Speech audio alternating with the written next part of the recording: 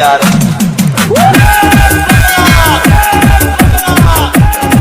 DJ पवन राजा, DJ पवन राजा।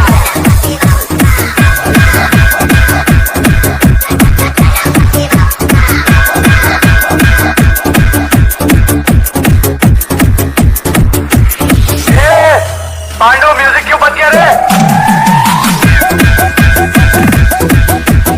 बहुत अच्छा बजा भाई तू। अंबर से कभी लड़के देख, फाड़ा तो उत्तर बेसवा।